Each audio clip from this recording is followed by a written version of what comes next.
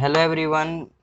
ये आज हम क्लास 10th का चैप्टर नंबर 12 पढ़ेंगे जिसका नाम है एरियाज रिलेटेड टू सर्कल्स। सबसे पहले हम सर्कल्स को जान लेंगे कि आखिर सर्कल्स होते क्या हैं।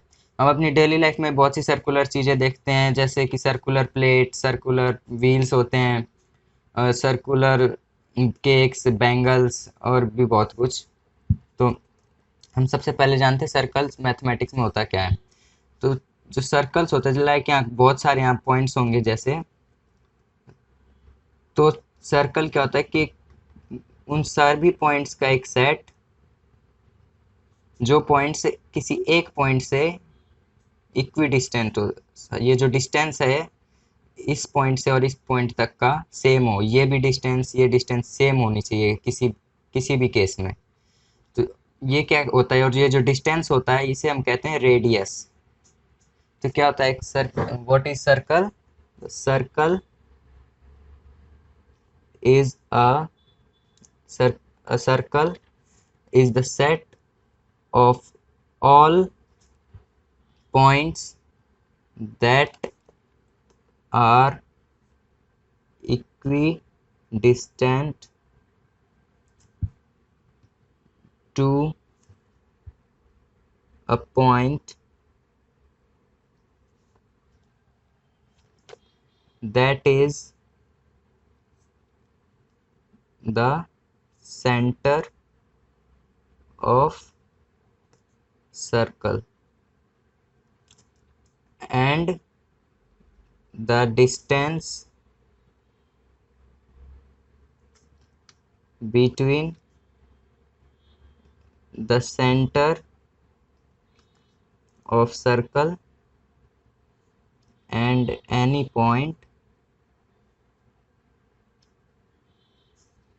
is called radius. is called radius. जब दो पॉइंट्स हम आपस में जोड़ते हैं सेंटर से होते हुए तो वो क्या होता है, डायमीटर होता है। उसे हम कहते हैं डायमीटर। और वो रेडियस का डबल होता है। क्या होता है वो? डायमीटर होता है। Diameter is equal to 2 multiply radius. क्या होता है वो? 2r होता है। तो अब हम सबसे पहले पढ़ेंगे कि जो area, parameter and area of circle. Perimeter and area of circle.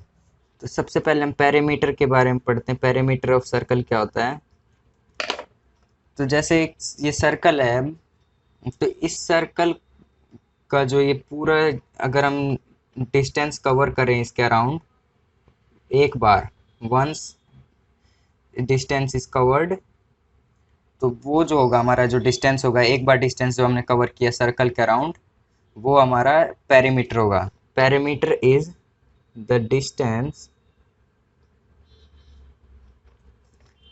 covered by traveling. Perimeter is the distance covered by once traveling around the circle, and it is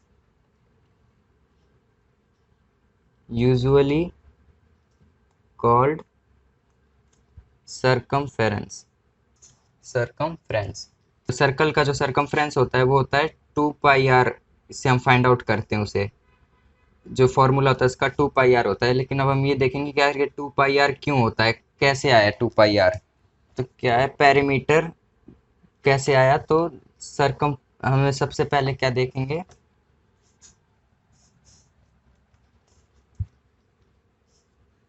उसके लिए जो हमने प्रूफ की, जब इसे प्रूफ किया गया था तो उस टाइम एक एक्सपेरिमेंट किया गया था कि बहुत अलग अलग साइज के सर्कल्स लिए, एक छोटा सर्कल लिया, फिर एक उससे थोड़ा बड़ा सर्कल लिया, और बड़ा लिया एक सर्कल, मतलब कई सर्कल लिए इस टाइप से, और उनका सरकमफ्रेंस मेज़र किया एक थ्रेड की मदद से, और उनका डायमीटर उस थ्रेड की मदद से मेज़र किया। तो लाइक इस फर्स्ट सर्कल का सरकमफ्रेंस इतना होगा और डायमीटर अगर इतना हो, मान लिया हमने, सपोज किया हमने कि इतना होगा, और इसका इतना हो जाएगा, और इसका इतना, और डायमीटर इतना।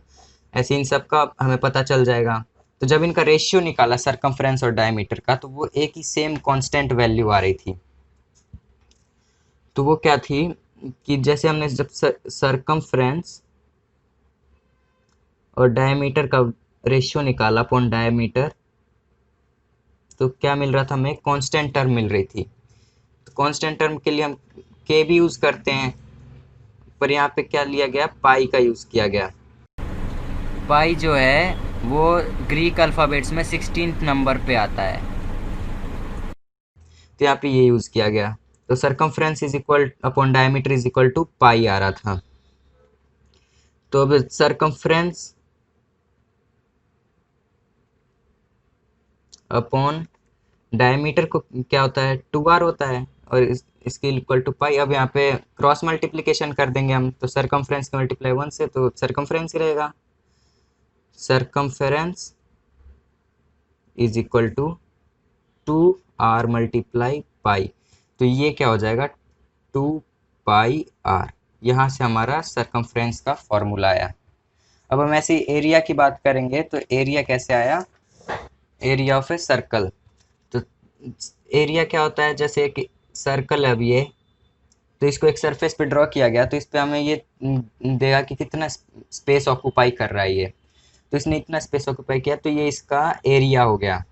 तो अब इसका फॉर्मूला हम क्या पढ़ रहे हैं आज तक, पाई आर स्क्वायर। तो हम ये फाइंड आउट करेंगे कि आखिर ये बना कैसे। तो अब जैसे सर्कल है एक,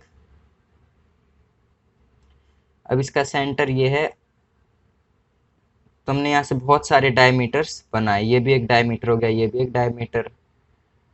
ऐसे हमने बहुत छोटे छोटे तक पीसेस कर दिए इसके डायमीटर्स बना बना के। जैसे हमने अब एक ये पीस हमने उठाया इसमें से, इस टाइप से दिख रहा है कुछ। अब हमने इसको हल्का सा, अगर एक कर्व भी दिख रहा है, तो हमने इसके और छोटे पीस कर दिए, अब ये इतना सा हो गया। अब इसको पास से देखने में ऐसा लग रहा है कि एक स्ट्रेट लाइन है, और है भी अब ये एक स्ट्रेट लाइन, काफ़ी छोटा हो गया, तो ये स्ट्रेट लाइन हो गई अब। तो इसी टाइप से इस सर्कल को हमने डिवाइड कर दिया 2 पार्ट्स में, और ऐसे तो डायमीटर्स बना बना खूब सारे पार्ट्स में डिवाइड कर दिया। जब तक डिवाइड किया हमने, अभी ये हुए नहीं है इतने, तब तक डिवाइड किया कि जब तक ये स्ट्रेट लाइन हमें दिखने ना लग जाए। जब तक स्ट्रेट लाइन ना दिखे तब तक हमने इन्हें डिवाइड किया, और फिर उसके बाद हमने इस ऑर्डर में अरेंज कर दिया।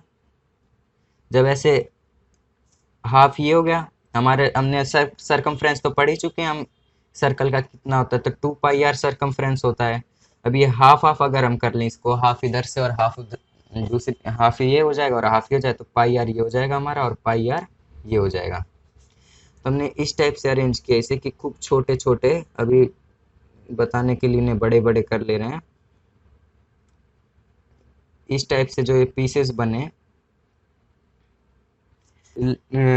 हमें अभी ऐसी लाइंस दिख रही हैं हमें ये, लेकिन वो बनी किससे हैं, इन कर्व से ही बनी है, इस आर्क टाइप से ही बनी है। अब क्या हुआ कि ये जो है हमारा, ये हमारा रेडियस है, आर है, क्योंकि यही तो है, ये आर रेडियस ही होगा। और ये क्या है, हाफ हमने सर्कल का ऊपर लिया है और हाफ नीचे की साइड, तो ये भी हमारा पाई आर हो जाएगा, और ये भी हमारा पाई आर हो जाएगा, और ये भी आर हो जाएगा। तो अब ये रेक्टेंगुलर फॉर्म में आ चुका है। अब हमें इसका एरिया फाइंड आउट करना हो, तो एल मल्टीप्लाई बी कर देंगे, तो इसी टाइप से इसमें करेंगे, पाई आर मल्टीप्लाई आर, तो क्या हो जाएगा, पाई आर स्क्वायर। यहाँ से हमारा एरिया ऑफ सर्कल का फॉर्मूला आया। पाई की जो वैल्यू होती है वो 22/7, और डेसिमल फॉर्म में हम इसे क्या लिखते हैं, 3.14 मानते हैं। लेकिन इस हम बहुत ही आगे तक इसको हमने सॉल्व किया हुआ है आज तक, और ये नॉन टर्मिनेटिंग है, कभी भी टर्मिनेट नहीं होती, रिपीट नहीं होती, इसके जो डिजिट्स हैं 3.14 समथिंग्स की वैल्यू होती है, और वैसे हम इसे 3.14 ही अप्रोक्सीमेटली में मान लेते हैं। और ये फ्रैक्शन में 22/7 ज़्यादातर ये यूज़ करते हैं, कई बार हम 3.14 का भी यूज़ करते हैं।